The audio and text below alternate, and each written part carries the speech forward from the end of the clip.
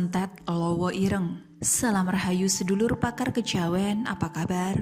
Semoga dalam keadaan sehat dan senantiasa mendapatkan berkah dari Tuhan. Sedulur, di video ini kami akan membahas tentang ilmu santet Lowo Ireng.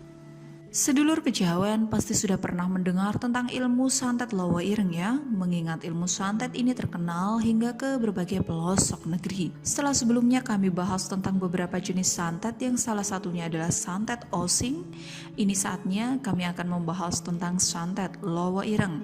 Tahukah Anda, santet Lowo Ireng masih digunakan hingga sekarang? Kami seringkali menjumpai korban yang terkena santet Lowo Ireng. Beda dengan ilmu santet pada umumnya yang menyebabkan si korban santet mengalami sakit aneh atau sakit parah selama berbulan-bulan hingga menjumpai maut. Namun kalau santet lain masih bisa disembuhkan atau dihilangkan pengaruhnya. Tetapi akan berbeda cerita jika Anda terkena santet Lowo Ireng. Santet Lowo Ireng adalah santet yang langsung menjumpai maut atau kematian setelah dikirimkan kepada si korban dengan cara kecelakaan. Kecelakaan yang diakibatkan oleh ilmu santet Lowo Ireng ini bermacam-macam. Mulai dari kecelakaan kerja, kecelakaan di jalan raya, atau bahkan bisa saja terjadi kecelakaan di dalam rumah. Dan ngerinya, ilmu santet Lowo Ireng ini tidak ada obatnya.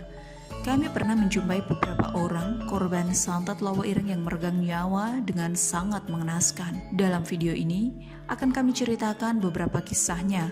Namun sebelumnya silakan subscribe, like, dan komen video ini terkait dengan ilmu santet Lowo Ireng yang Anda ketahui. Baiklah, cerita yang pertama tentang seorang pria yang mengalami kecelakaan di daerah Jepara, Jawa Tengah.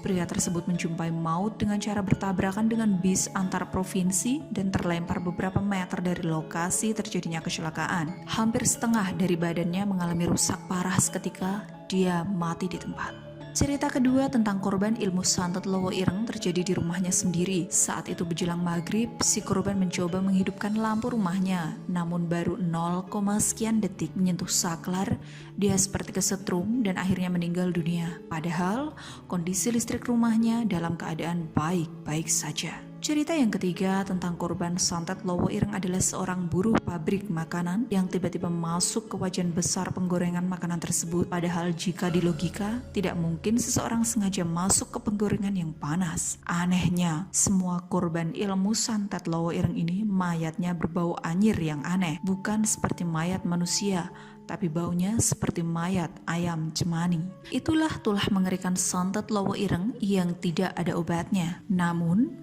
santet ini bisa dihindari atau mental ke si pengirimnya jika target ilmu santet Lowo Ireng adalah orang yang ahli berzikir atau juga memiliki jimat keselamatan pagar gaib dari Mbak Widri.